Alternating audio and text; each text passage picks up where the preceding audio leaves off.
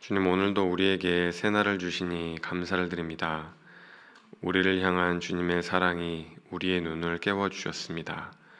우리를 향한 주님의 인자하심으로 새 힘을 얻어 하루를 시작합니다. 만물이 주님을 의지하듯이 우리 주님을 의지하는 하루가 될 수 있게 하여 주옵소서. 주님, 우리 안에 육체의 정욕과 안목의 정욕을 못 받게 하시고 성령의 소욕을 따라 살 수 있게 하여 주옵소서.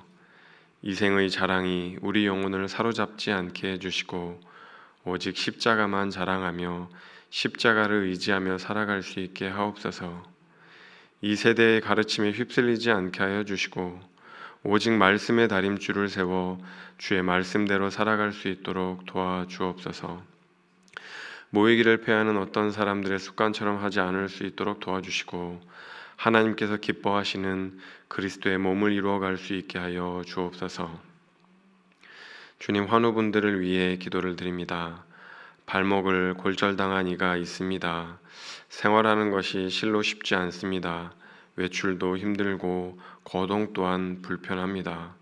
하나님, 치유의 광선을 발하여 주셔서 골절된 부분이 잘 회복될 수 있도록 인도하여 주시고 이전처럼 예배드려 나아오는 발걸음이 기쁨의 발걸음 될 수 있도록 주께서 인도하여 주옵소서.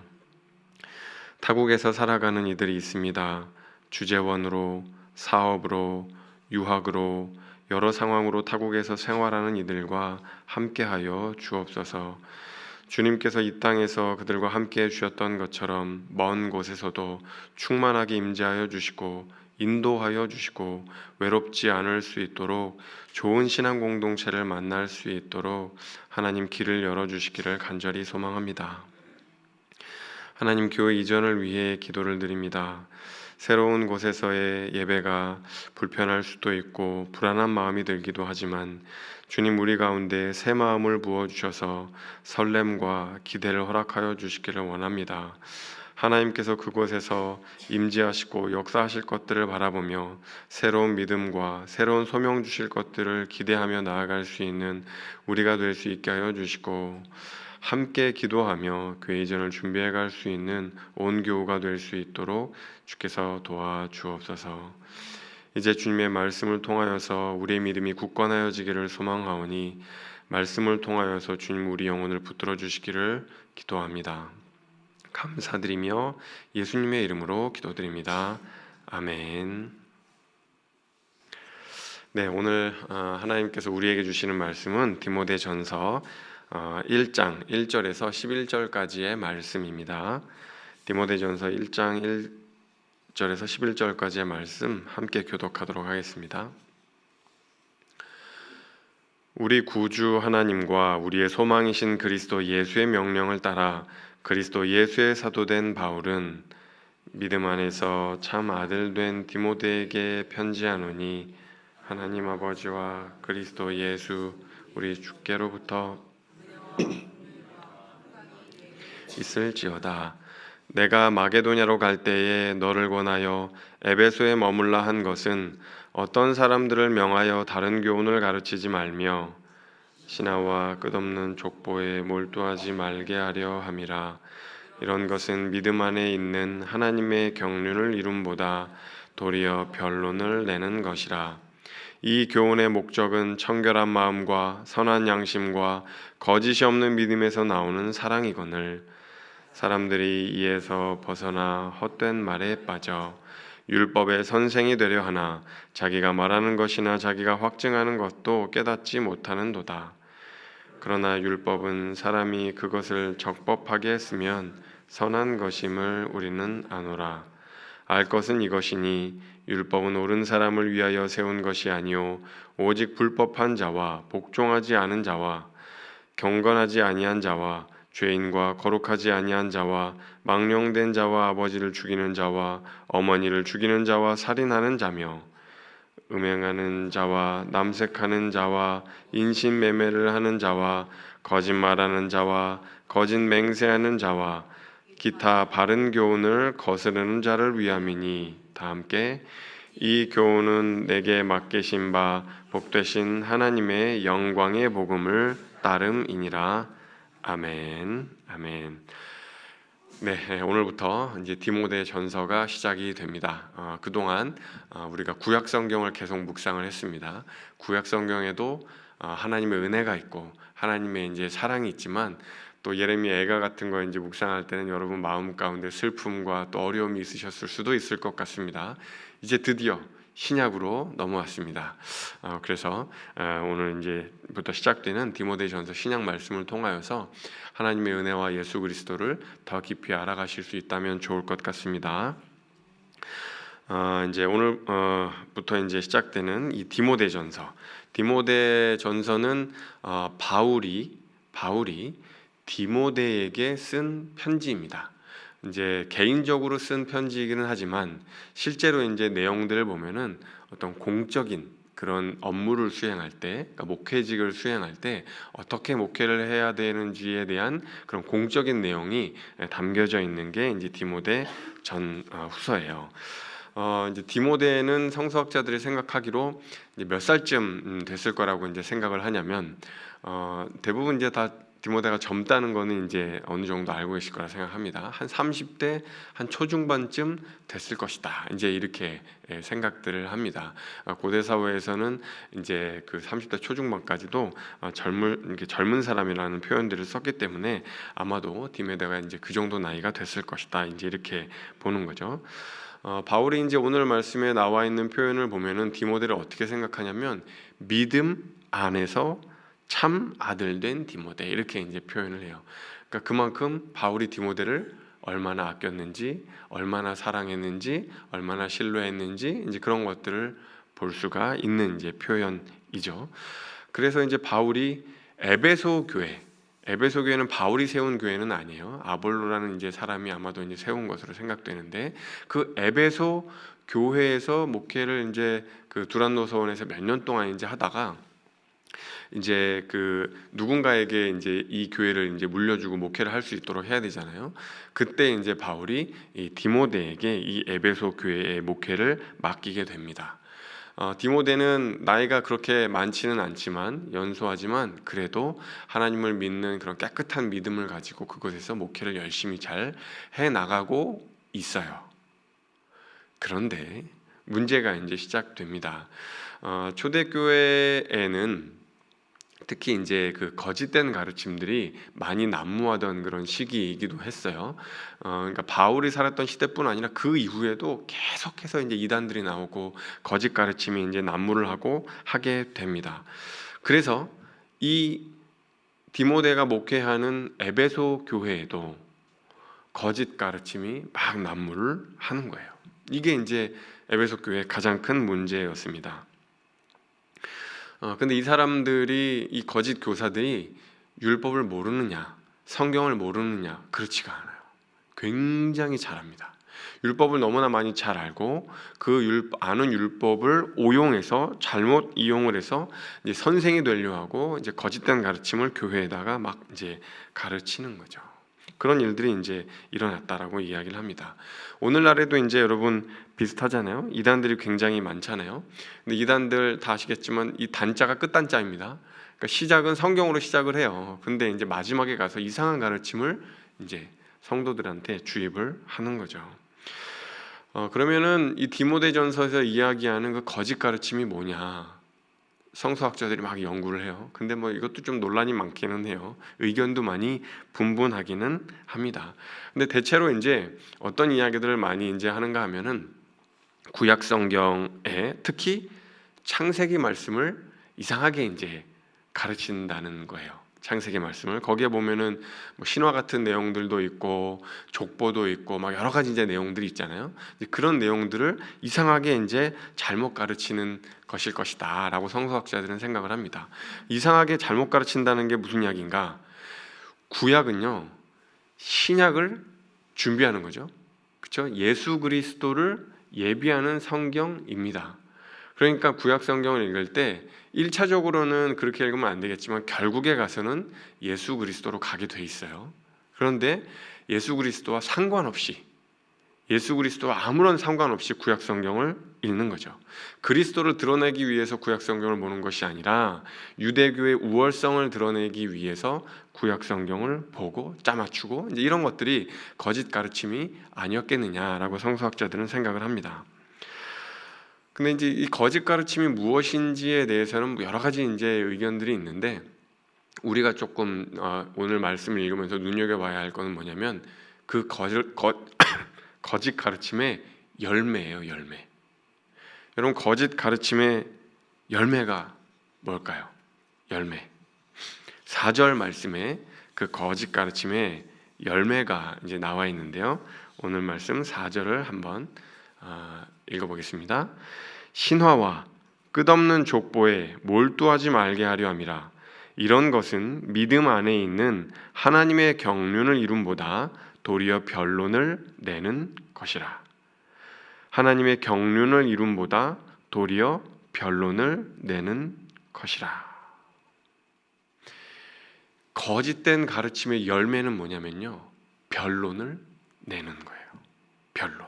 그냥 논쟁만 하는 거죠. 여러분, 그냥 이렇게 논쟁만 하는 게 경건의 능력이 있는 걸까요? 아니라는 거예요.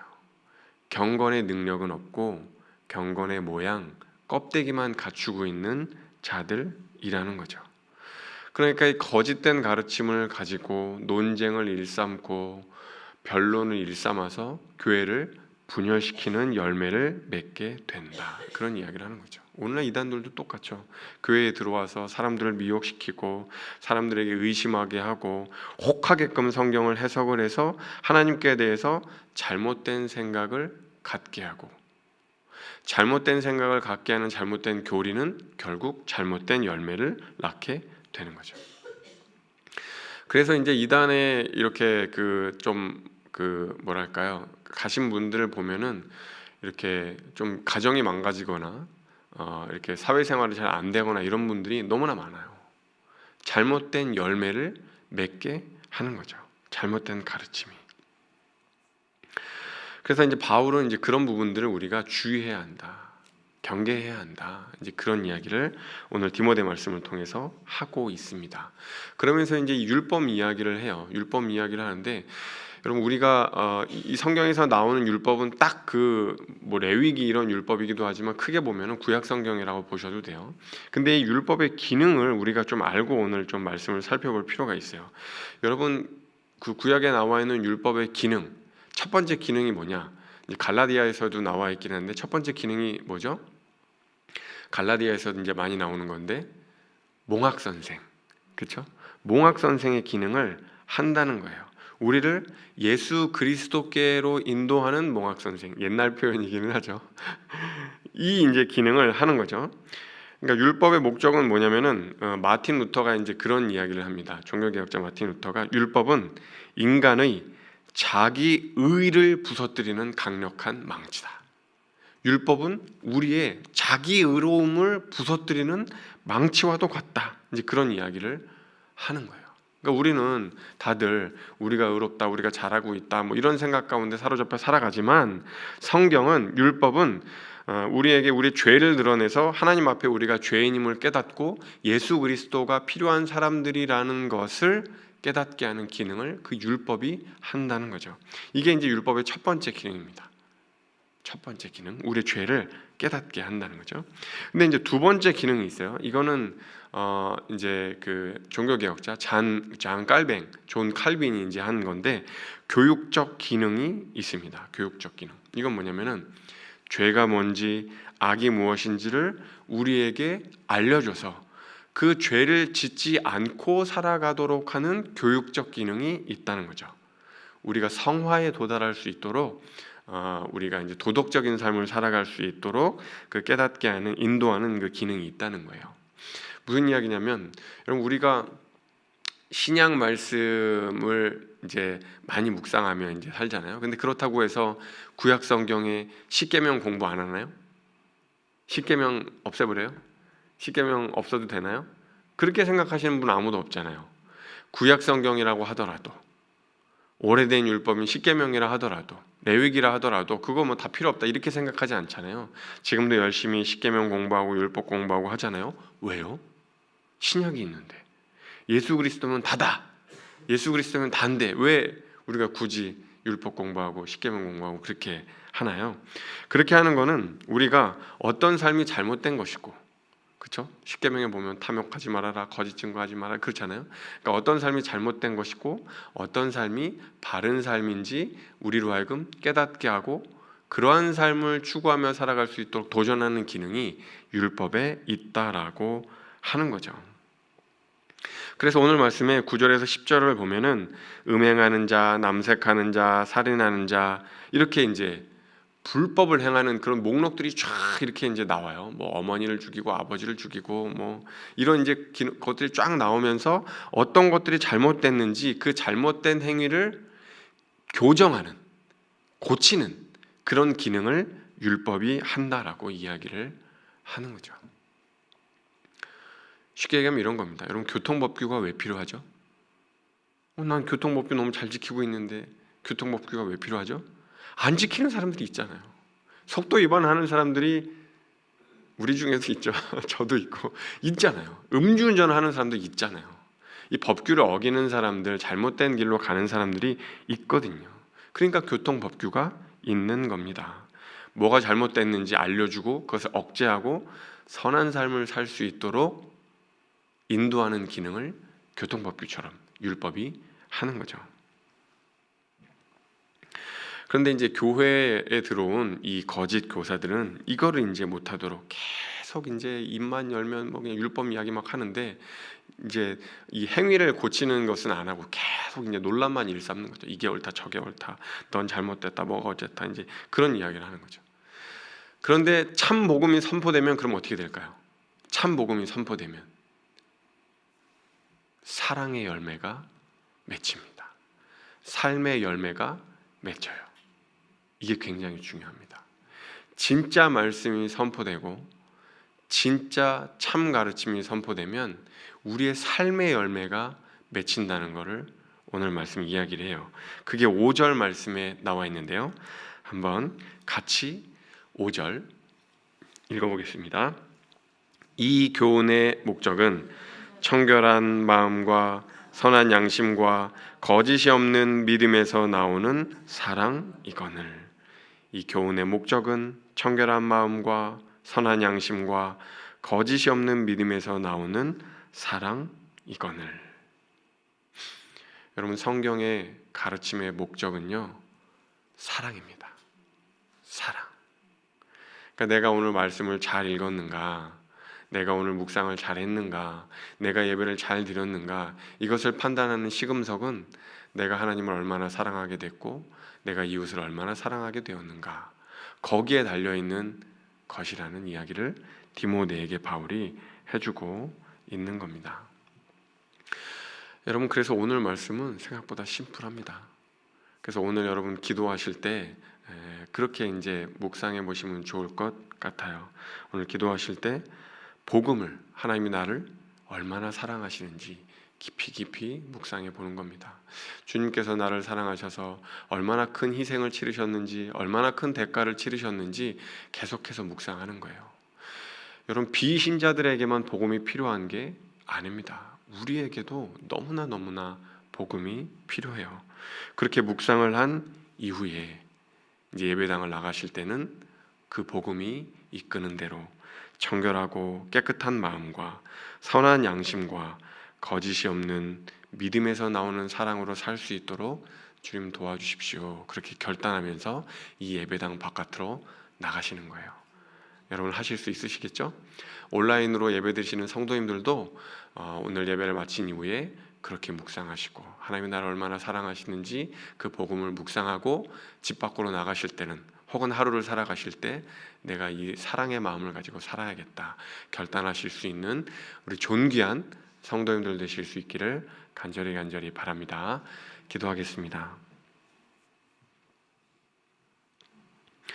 참 좋으신 주님, 우리를 죽기까지 사랑하여 주신 주님 너무나 감사를 드립니다. 우리는 죽을 수밖에 없는 죄를 지었음에도 불구하고 우리를 사랑하셔서 십자가에서 그 한 생명 희생하여 주신 주님, 그 그리스도의 사랑을 깊이 깊이 묵상하며 우리도 논쟁과 변론만 일삼는 삶을 살아가는 것이 아니라 사랑의 열매를 맺을 수 있는 그런 성도가 될 수 있도록, 그런 그리스도의 제자가 될 수 있도록 오늘 하루 우리의 영혼을 붙들어 주옵소서. 감사드리며 이 모든 건 예수님의 이름으로 기도드립니다. 아멘.